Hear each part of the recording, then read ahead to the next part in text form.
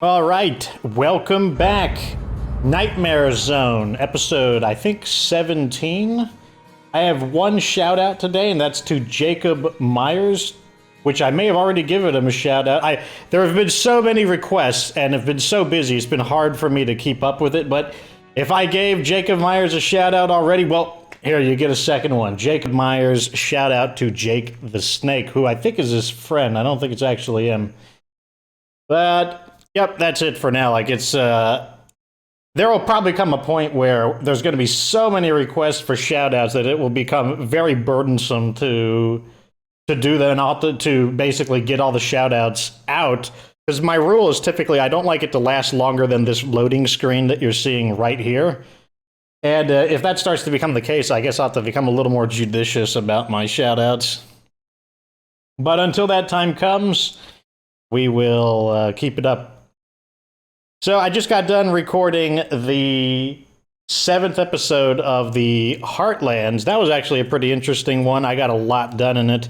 And just like in that one, I mentioned that I had beat up my gums or something in the last episode, and that does feel a lot, just sleeping it off, and it was perfectly fine. Haven't been sleeping too good, though. I do talk about it in the Heartlands episode because I've probably been drinking too much soda because of E3. I just go all out when E3's during the E3 period. I may just have thought of a solution. So I'm going to have to scale back my soda drinking for sure. What's going on? So what we're doing right now is we're trying to beef up our defenses. Let's make sure our base is running correctly. Let's get another one of these going.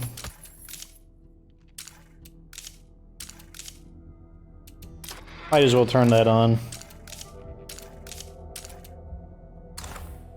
Looks like we're okay on supplies and whatnot. So what we want to do now is, if I recall, we were able to get a book on medicine. Yes, we did. So we want to get somebody... Oh, we have a infestation to burn out. Let's do that first. And then we need to try and recruit some people. Start growing the community. Fuel status. I want to tell me the fuel status.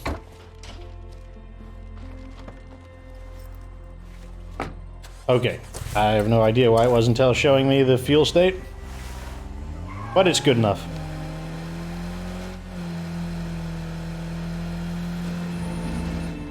One thing I gotta be careful about is playing in the Heartlands, you start to get used to the standard zone scale of difficulty, and I gotta make sure that I don't get too accustomed to it in Nightmare Zone. There's a screamer. We don't want him to go off. Oh, good. Those guys just spawned in. Did you see that? They weren't there earlier. There are limits to what we can do working alone. To survive, we have to think bigger. It's time we started. Let's see if we can get the snipers to kill these guys. That's how we make this a town again.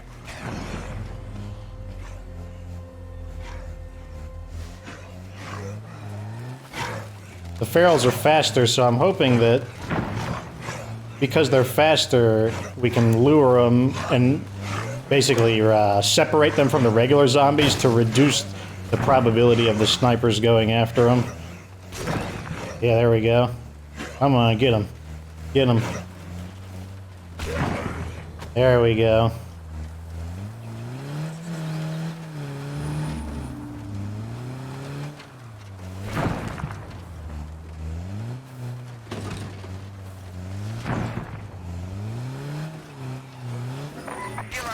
Coming in. They shouldn't put up much of a fight.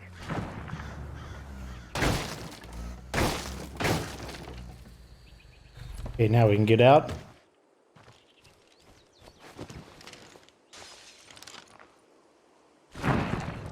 Being in your car is like one of the safest things you can be, that's for sure. So, if it looks really dangerous, just don't get out of your car.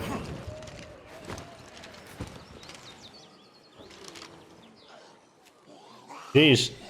Jumping out of there like it's a burning building.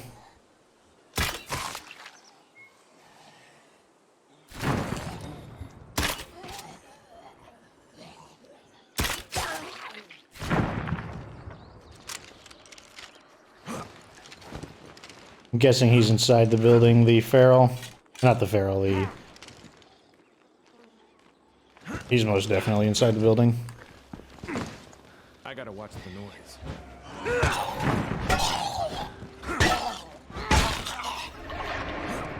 Looks like we heard another feral. You on your own.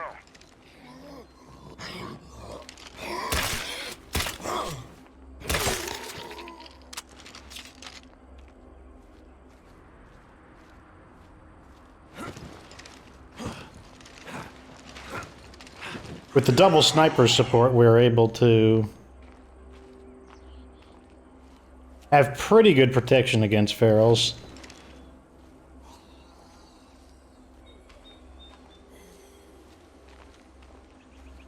That's not even including the fact that we also have a the pyro launcher with us.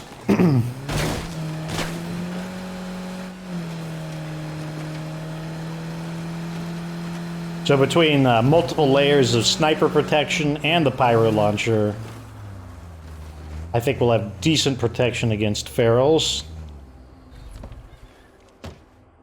Let's go back and guard the base. People, time to fight. We've got too much stuff. If we can't store it, we're gonna lose track of it.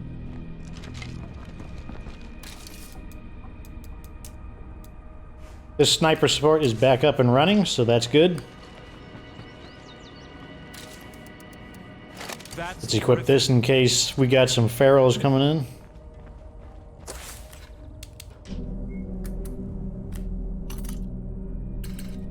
I'm getting really tired of this pyro launcher. It's like it's just generating more and more infestations, and it's just causing this big old hassle. More zombies around here? Maybe we should quiet down a bit.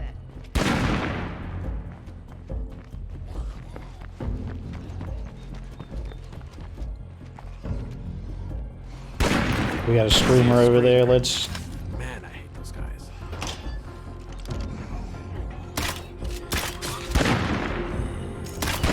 I hate bloaters.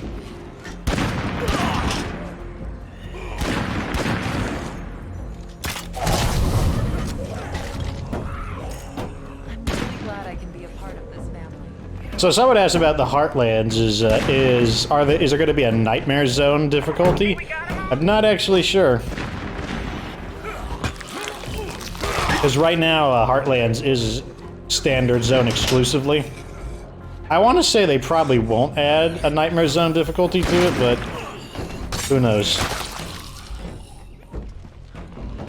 His follow-up question, though, was, you know, would it be impossible? I don't think it would be impossible. I think it would be perhaps a bit tedious.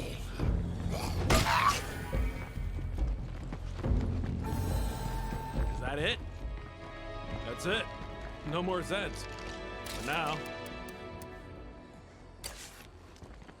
Okay, we're done with that.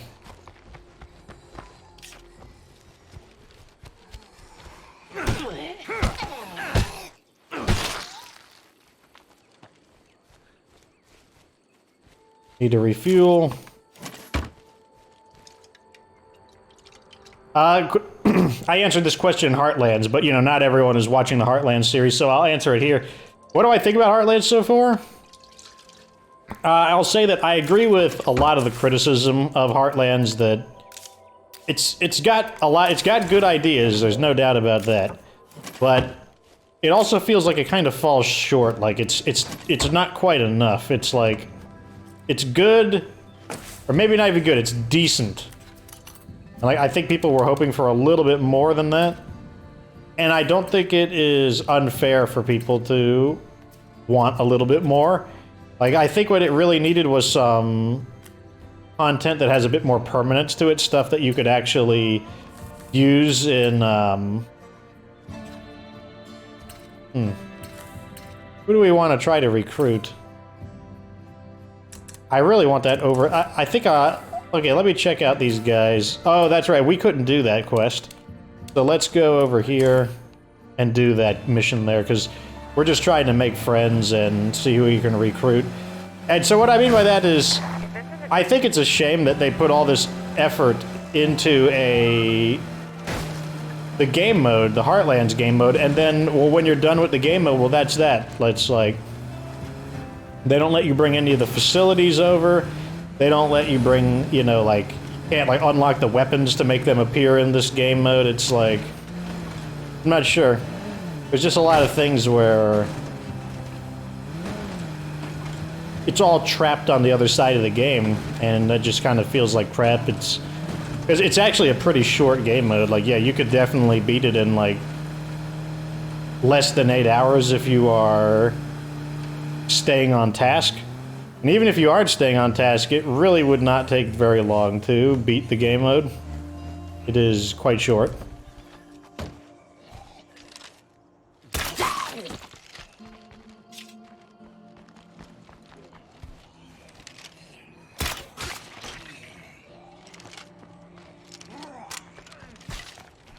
What would I have liked to have seen?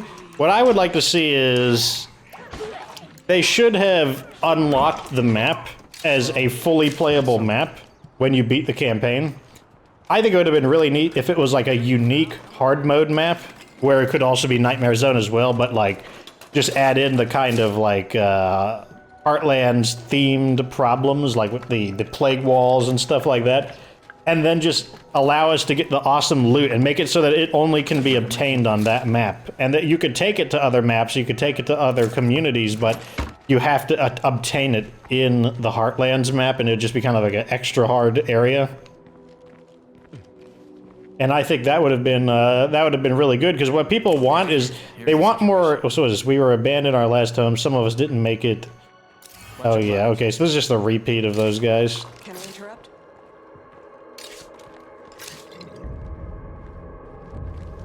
Talk to Ivory. Where is she? I have to see what happened to my... Sure. Why not? Lead on. But that's what people really want. What people want is just more of an extension to the primary game. Because, like, this game mode here, the standard game mode, just the standard State of Decay experience, that is the thing that most people clock their time into, and that's what really needs to be propped up. Like, the problem with Daybreak is that you have to leave this game mode to play in the inferior game mode that is Daybreak. And that's what people don't like. They don't want to leave this area to basically play a worse area.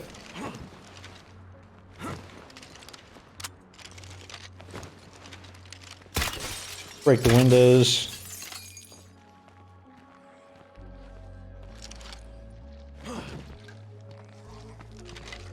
Damn it. I thought I could do this. I'm sorry.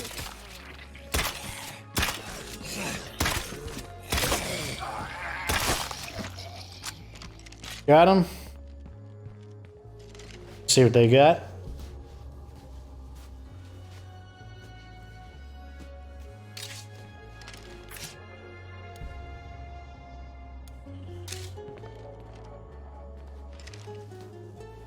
Dude, it's so basically, they should have allowed us to go to that map to get like unique items that you can only get there. It would have been neat because you would get unique problems that only exist there. You know, you'd have like the different blood plague freaks, you'd have the plague walls. You'd have there'd just be more to do in that game mode, and that's what would make it a lot more fun. But that's not the case. It kind of feels like a waste because you're doing this and there's just nothing to bring back home. There's no impact on the primary game. You're just kind of doing it in isolation, and it's still fun. I'm enjoying my time in Heartlands, but it's just kind of like, feels like a shame to have, oh my, Prepper's AK-47. Alright, get this. Oh, I guess they want the Prepper's AK-47. Oh, I guess we'll give it to them. Fine. Because I want to recruit one of them more than I want the gun. Nice. Striking is almost maxed out. Keep. This is your man, cranking those out. The network. Yes, I'm still here. As always, I'm reaching out to all my brothers and sisters out there struggling to stay alive. I know we've all suffered since the Army pulled the great adios. But if we get stuck in the past, we got no future. I'm not telling you to forget the people we've lost along the way. Instead, you gotta use that. Keep the faith, no matter what. The network needs a better setup. The signal's always dropping out. What's up? Yeah, this is bad, but it doesn't change our mission. See if I can sell to them. Going. Let's make a deal. Sounds good. I'll sell all this crap because I don't want to carry it. What do they got on the flip side? A lot of luxury items, which is interesting.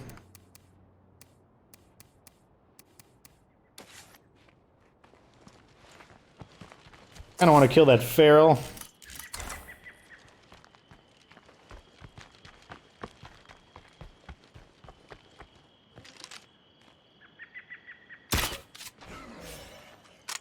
Much easier to kill them when they stay still, that's for sure. Oh, there's Ivory. Slowly walking back to base. But yeah, that's the problem with Heartlands, is it just has like an amount of impermanence. And you might say, well, like, I spoke very highly of Lifeline. And yet Lifeline was in a very similar situation. One thing I will say about Lifeline is that they did eventually add a system where the characters from the Lifeline series, let's go ahead and scout that while we're here. The characters from the Lifeline series eventually made it into the State of Decay Year 1 Survival Edition, and they were playable in the base game. But you know, like, that took a long time to come out, so I won't count that. We need a little help. I think the main reason is because people just were just more satisfied with State of Decay 1. Especially because it was their first game. They came out with the very good Daybreak mode, not Daybreak, it was called Breakdown. Help is on the way. They came out with this great mode called Breakdown, and Breakdown basically resolved one of the big problems with the game, and that was that, one, people felt it was a little too easy, and two, people wanted to just be able to play and play and play and not have the world completely run out of resources, so they found a way to fix both of those by allowing you to reset the map and then bump the game's difficulty up one notch. And, you know, that basically killed two birds with one stone.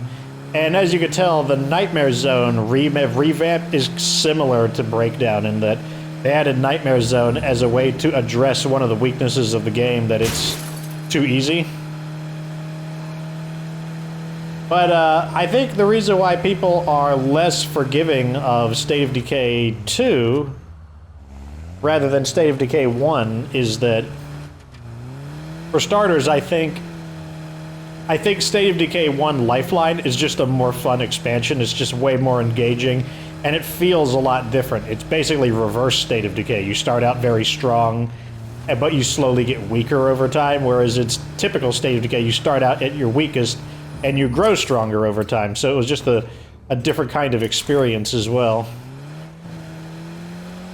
But I also think the game was in a better state. It was also their first game, so people were more willing to turn a blind eye to like bugs and errors and glitches. But this time around, you know, I think people were just expecting them to have a game that was tighter, a game that was maybe not spick and span, but I think people were expecting the game to be more functional than State of Decay 2 was. State of Decay 2 launched... If you weren't here when State of Decay 2 launched, it launched in a really poor state. It was highly unstable. And it was not acceptable at all.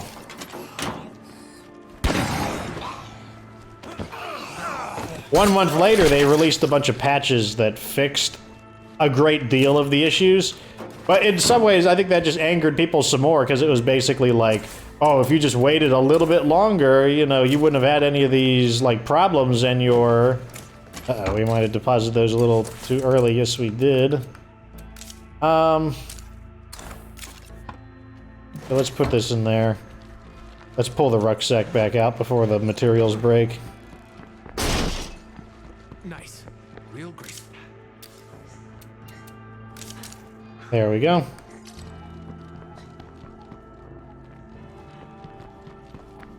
Basically what I'm saying is, people are expecting the game to become better and better and tighter and more stable based on your experience developing the game. I think that's just a natural expectation. And State of Decay 2, it was not in a good condition. It's part of the modern day thing where people are just releasing games that are just in a deplorable state. It's not good. It's not acceptable even in the slightest. And then what they're doing is just repairing the game or not repairing, they're completing the game later on, and but it's not stopping them from charging full price or very close to full price. Anthem is a good example of that. If you looked at the 2017 E3 demonstration for Anthem, it was very, very attractive looking. And then when you actually played the game, it was nothing at all like that. In particular, the Shaper Storms, which we renamed Cataclysms. Like the Shaper Storms, it looked like you were basically playing in a hurricane. Like it was just extremely like stormy, just crackling thunder. The ground was just being ripped up. There was trees being snapped. It was very, it looked like I said, you were basically in like a tropical storm.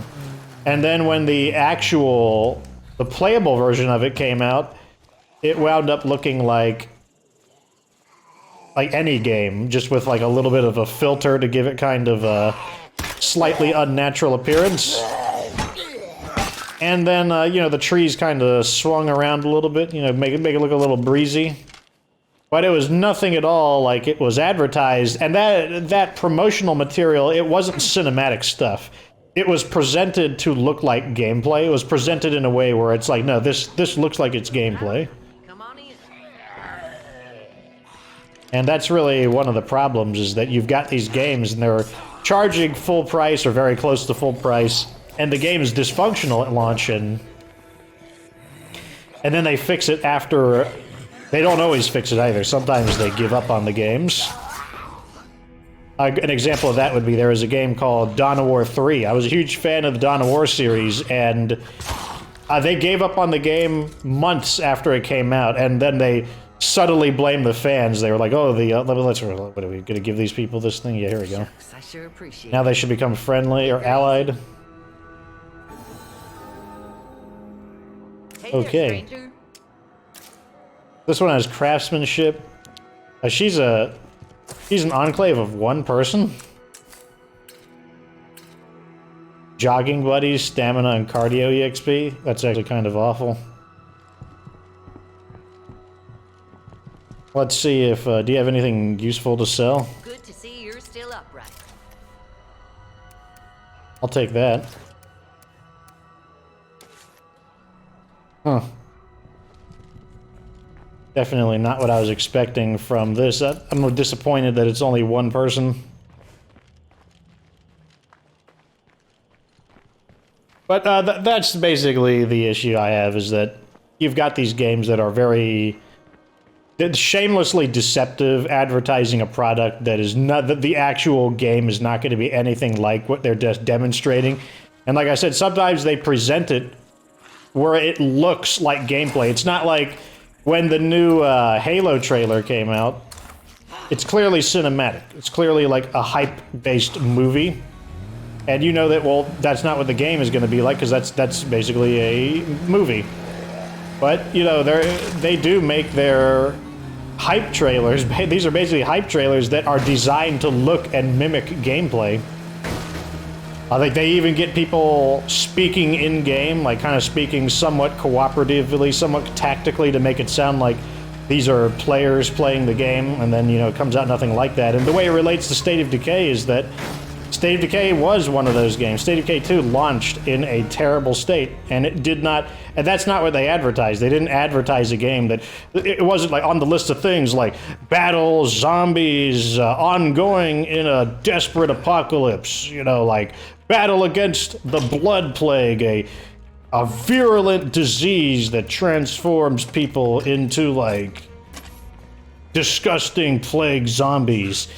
Play in a game that works 25% of the time. Co-op gameplay that disconnects every 30 minutes. Like, they didn't advertise the game like that, because obviously that's stupid. Why would you ever advertise the game like that? And if that's the state the game is in, like, why don't you wait a little longer? And like I said, they released the patch just like 1 month later. It was just 1 month later. And that fixed maybe half of the bugs. There were still a lot of bugs in it. Let's not play around. But it made it so much better.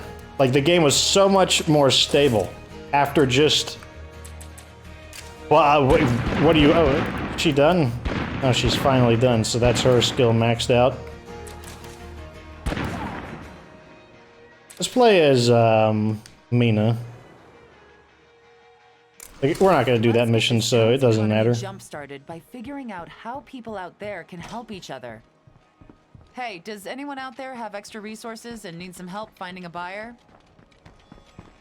I got some stuff to trade. Okay, I'm coming to meet you. And let's get a pyro launcher.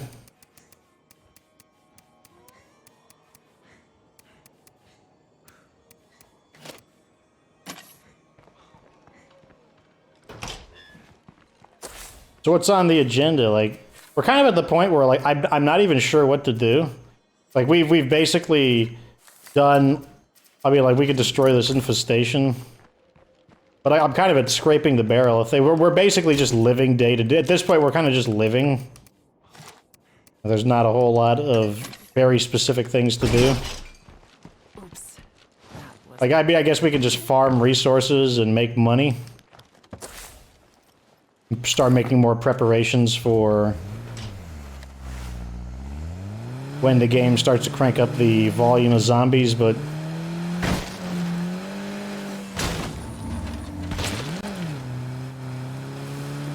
night is falling, and we are about halfway through the episode, so we are going to have to deal with the night.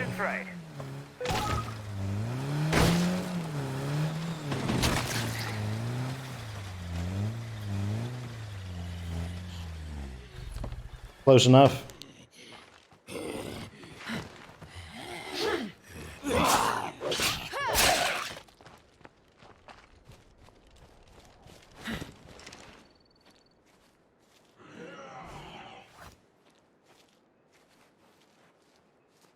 Always got these ferals.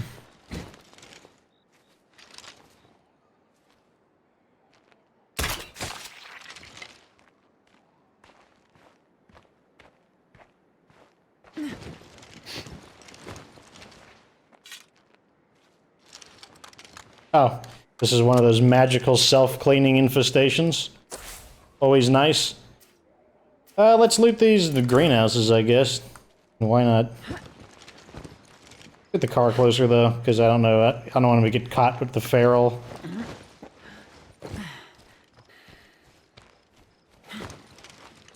What do you need to level up your wits, so let's try to assassinate zombies where possible.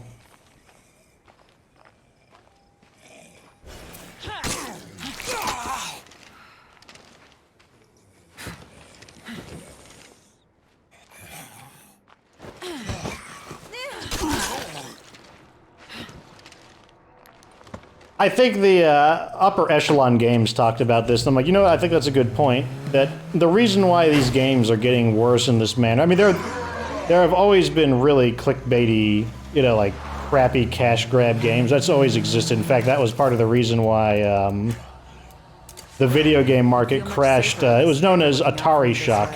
In the 80s, there was a devastating video game crash. And it was because, you know, video games were just now starting to become popular, so everyone was like, oh, I'm gonna cash in on video games, let's just make any old game, and people were just, like, throwing a few lines of code in there, you know, get some colors and name it something, and it didn't matter how terrible the game was. You know, people, and you know, you'd get this crap game that you'd pay like $50, and this is 50 back in the day bucks, so it was, you factor for inflation, and it's much more valuable. And It would be awful. And so then people lost faith in it, and they're like, well, you know, I'm not going to spend my hard-earned money on it. And eventually there was this big recession in the video game market, and it became nicknamed Atari Shock. And I'm wondering if that's going to happen again, because we're approaching a similar situation where people are just making trash, basically. Stuff that is incomplete. And maybe the game would be good. Maybe the game is of good quality if it were completed, but they're basically selling games that are in their alpha state, not even their beta state. They're a highly dysfunctional state, and they are marketing it with these cutscenes that make it look like it's a complete game ready to play. They're charging a full price for a game, which even further makes you think it's, oh, this is the real thing, because they're not charging a discounted price for early access, and then you wind up getting the game, and you basically paid full price for an early access game, and they're like, oh, it's gonna get better in time, you know. It's kind of like, it's like, what if you went to like a restaurant and you order like. You order your hors d'oeuvre, and then you're going to get your salad, and then you're going to get your main course. And so, like, the salad comes out, or the hors d'oeuvres come out, and it's a bunch of, like, turds, basically. And you're like, hey, what the heck is this? This is poop. This is feces. Like, what is this? Like, oh, well, you know, don't worry. By the time you get to the third course, it'll be better. It'll be better when you get to the third course. You know, the salad might be a little messed up, and, you know, we get it. You know, the hors d'oeuvres, you know, like the wet chunks of feces, they might not be quite up to the standards of what the menu depicted, but don't worry, you know, it's going to be better. It's going to get better. Obviously, no one would stand for that. Same like if you went to a movie and it's like 2 hours long, and like the first 50 minutes are like 2 frames per second, and it's like 200p, it's like 240p. You're like, what the heck? I can like barely see what's going on. I get, oh well, don't worry. By time you get to the end of the movie, it'll be 4K. You know, it'll be at the full frame, like 24 frames per second, whatever is considered full frames for movies. I know it's not 30 frames per second, and you know, no one would stand for that. No one would stand for a product that gets advertised as a complete thing, and then you buy it, and then it's not even close to what you paid for.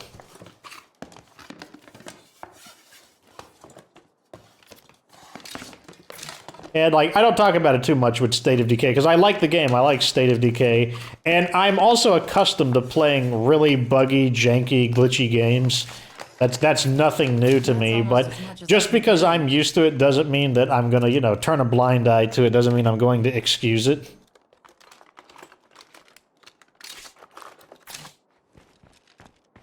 Somebody mentioned that I should use the salvage furnace. Oh, we don't have one. Otherwise, I probably would be using a salvage furnace.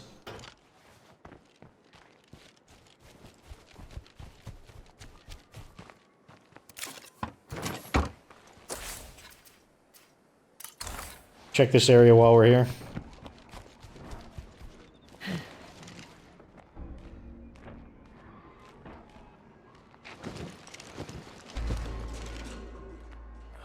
There's always a few more around.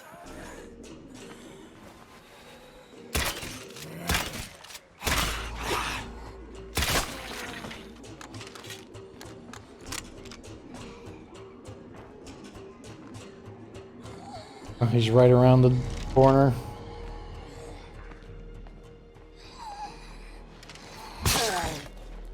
Got him in one hit.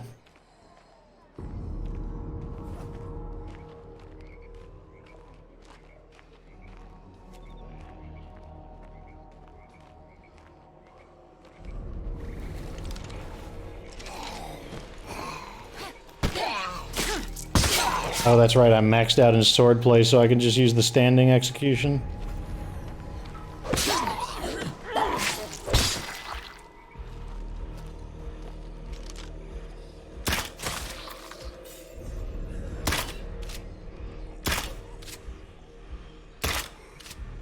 How am I not hitting those guys?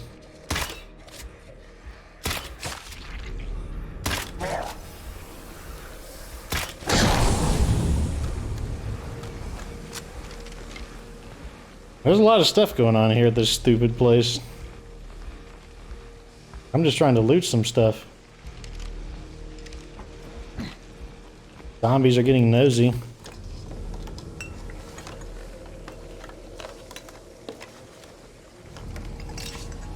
I'm a little full of Can't get those. Actually, we kind of want those. We can mix those into alcohol.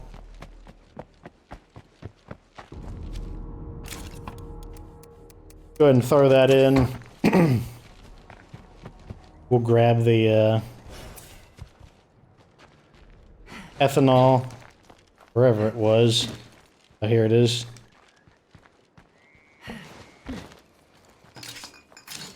We'll head back to base.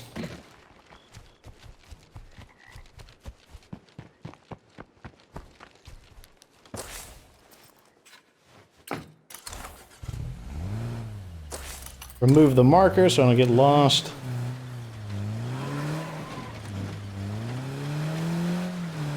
Oh, I didn't explain the reason though. It was DLC, that was the reason. So like, I remember when DLC first was kind of like, oh my god, DLC is gonna change everything. And the problem, and everyone thought that DLC was gonna make games cheaper, because then there wouldn't be a manufacturing cost because it's digital goods. You know, we thought that it would get rid of pre-orders and pre-order bonuses, because the whole point of pre-orders was to make sure that the company, the brick-and-mortar store you're at, ordered enough copies. And then the pre-order bonuses were there to try to compete over, like, you know, who should you buy from. And then, well, with digital distribution, you know, there won't be any of that. They can lower the prices because there won't be shipping costs, there won't be manufacturing costs for the cases and whatnot. But, of course, what people overlooked is that the way pricing works is companies charge what people are willing to pay for. If you're willing to pay full price for the DLC, then why would they reduce it? You know, are they going to reduce it out of goodwill? Maybe there would be people who would be willing to, like if you had companies that had a mental paradigm where placing the customer's desires above, placing what the customers want ahead of what they want, maybe you would get just that. Maybe you would get some people who'd be willing to charge less, but, you know, that's not what you got.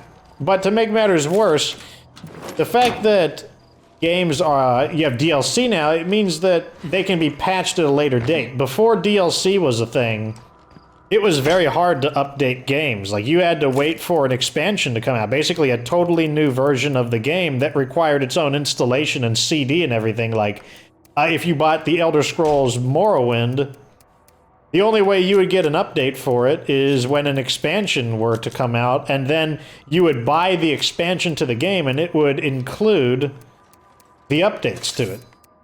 So that meant that there was a pressure to make sure the game was of good condition. Like, it needed to be like 90% or better completed by the time you launched the game, because you couldn't fix it, you couldn't patch it after release. But now with DLC, instead of it really improving things and there's lowering prices, getting rid of pre-order bonuses, they just double down on it. Now you got season passes, you got microtransactions and loot boxes. They just double down on the DLC, and rather than give back, let's get rid of this location here. And let's see, what kind of outpost do we need? What should we replace it with? We don't need food, we're fine on meds. We could use 1 ammo and 1 material. The next question is, where do we want an outpost? Is there a gun store around here? Food.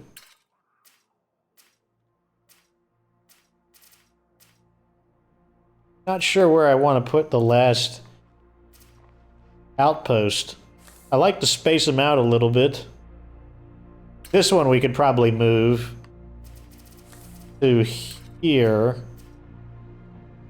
Yeah, let's do that. Let's move that bed outpost.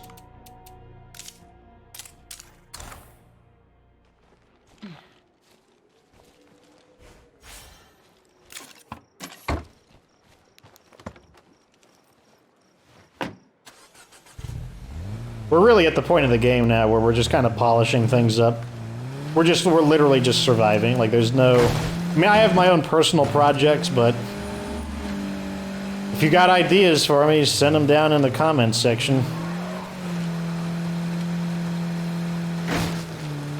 I could start testing ideas. One of the things I wish we had is I kind of wish we had a computers person still, because then I could have tested the drone strike on plague guards on Nightmare Zone. But she got smacked around by the ferals. Used to drag me to Renaissance fairs back before the outbreak, when people still did things like that. One time, he bought me this big mace. He called it badass. It was his last gift to me, but I lost it. The dialogue for that I've always found so awkward. It's like, is he saying that he named the base, or the mace, or is he just saying that the mace is? That's one thing, like, the dialogue just seems awkward there.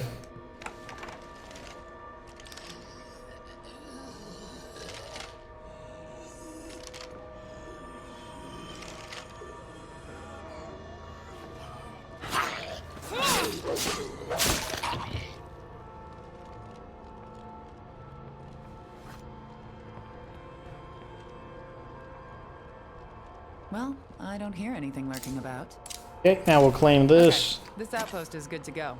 Puts us back in line with. We did lose a little bit of influence because you don't get your full return back. But so we got an outpost here. Here, where are we? Kind of bald spots. In this area, we could use an outpost, and we're looking for either an ammo location, or we're looking for. Possibly a materials location would also work. Okay, so we found a potential material location.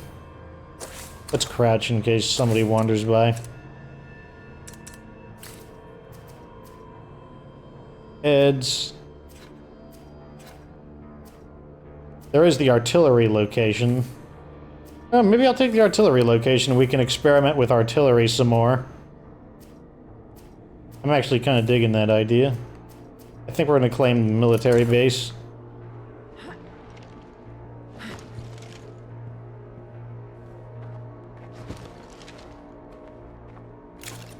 Let's also repair this vehicle.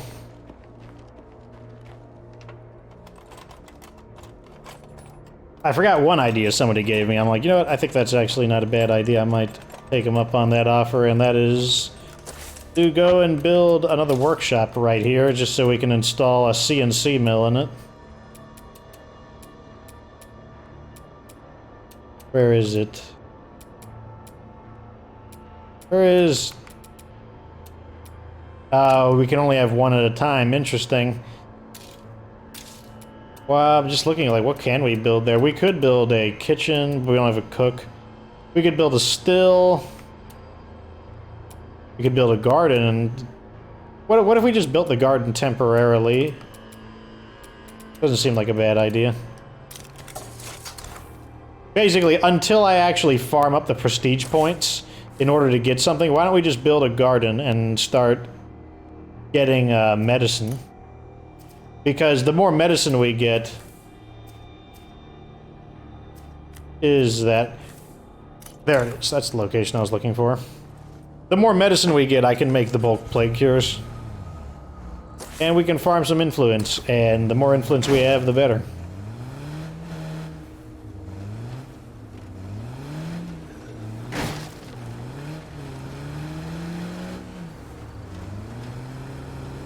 Oh wait, we were going to get the artillery location. What am I talking about?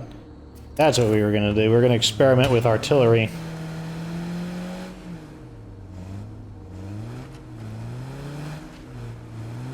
Because that is the whole point of doing this playthrough. I forgot about that. The reason I'm creating this base, it's not just for the 100 days survive. Like, that's kind of the ancillary objective. The real reason we're doing this is I need a very good base to do nightmare experiments. Because people want nightmare guides. Well, I need a nightmare base.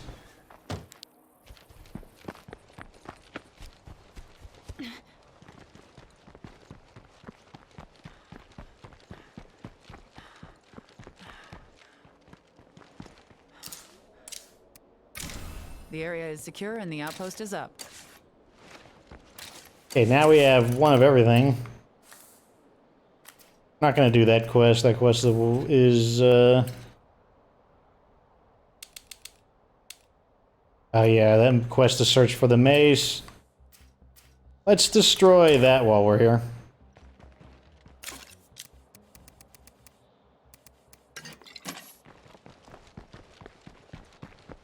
Let's also get a repair kit.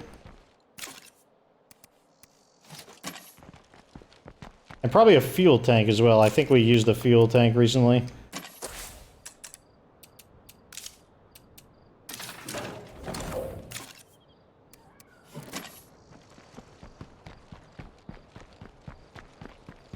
This character knows herbal. Yes, she does know herbalism.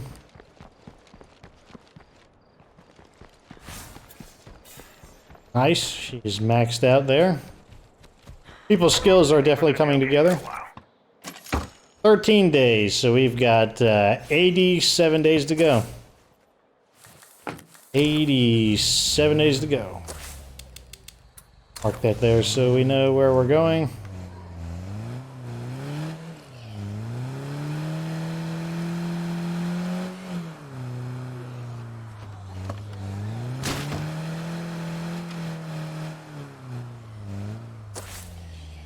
Got a screamer nearby. Oh wow, that's a big old horde right there.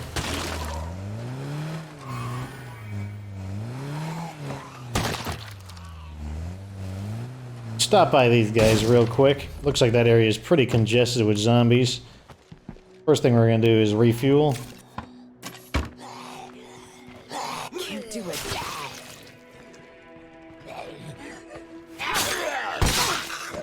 Standing execution makes one-on-one combat much more convenient, also saves a ton of durability on the weapons to destroy them so efficiently.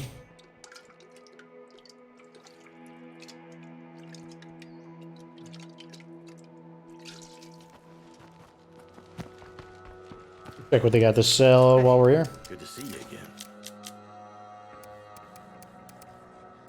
Looks like these guys are always gonna have like guns and stuff. You know what? I bet these guys are specifically here as a result of the, of being a traitor.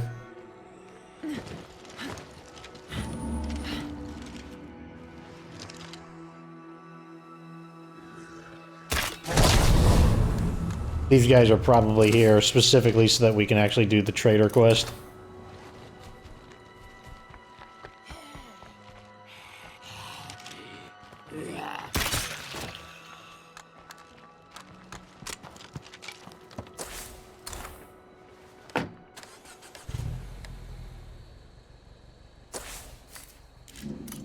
Okay, we need to deal with that horde. We need to be able to get out a little early, because we don't want to alert the horde.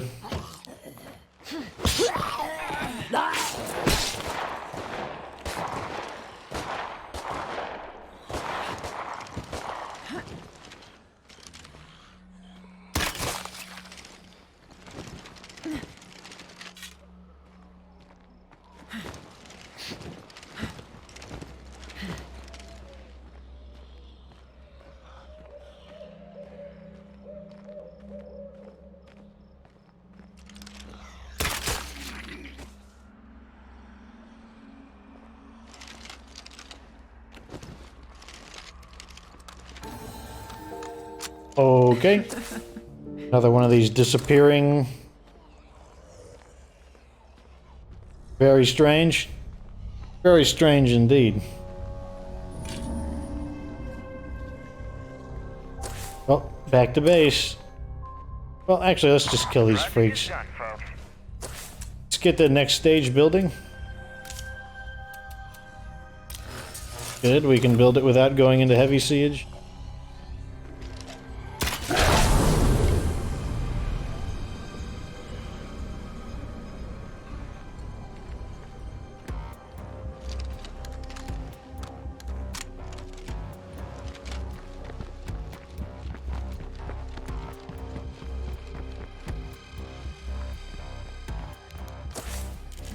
Okay, time to head back to base.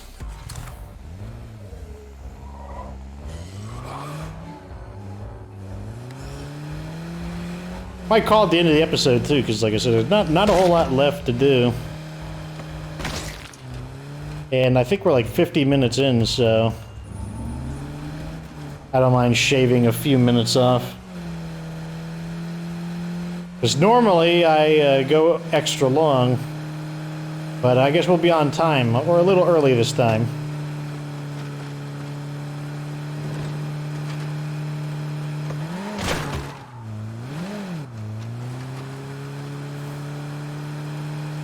I mean, there's still plenty of places to loot and whatnot, but like for the most part, I think the hard work is done.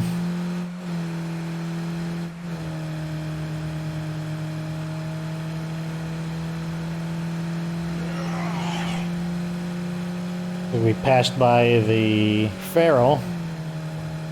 He's too far to be concerned. Squish this guy.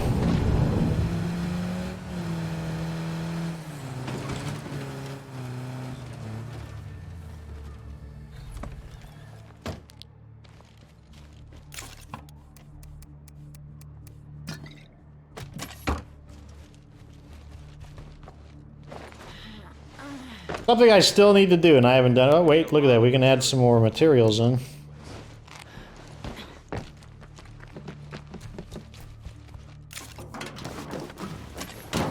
$17, $22. That's good enough.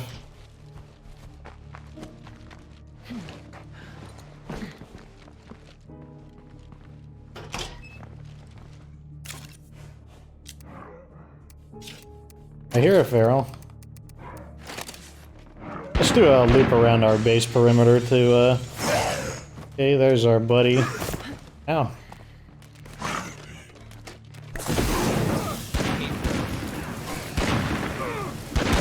Eric is just like standing there like, oh yeah, I'm just in the way. Well, you know what? You're just going to have to get burned. Because, I got important things to do, including killing this feral, and you are in the way. And now he's outside? You're really weird, Eric. You're really weird. Take a little lap around the base. Looks like nighttime might be letting up.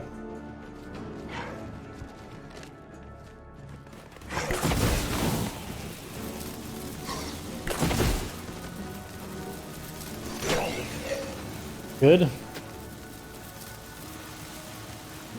A little bit of a night patrol going on. Okay, I heard a third feral. Our friend's missing. Can you help find them?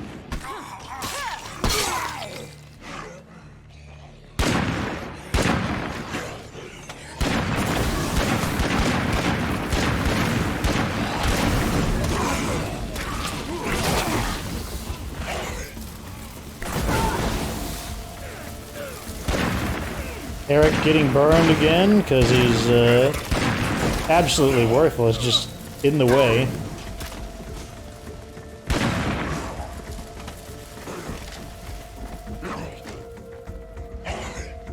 There you go.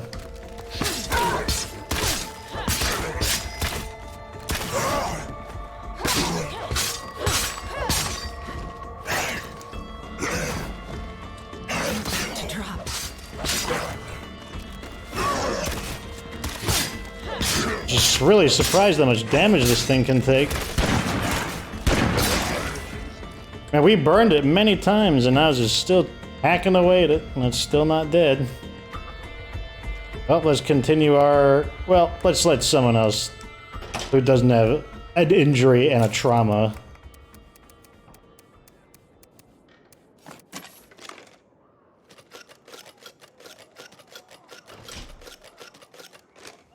Looks like we won't be quitting out early. We'll actually be quitting literally on time.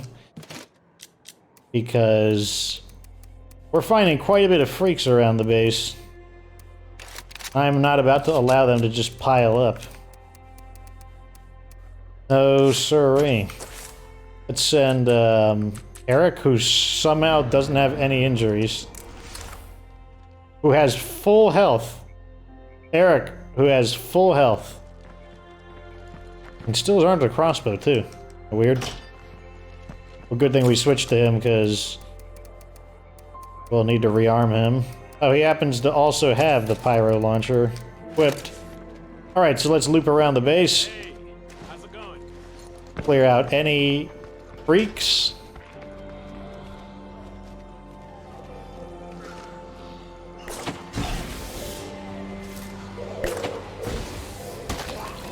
Burn that horde too, because why not?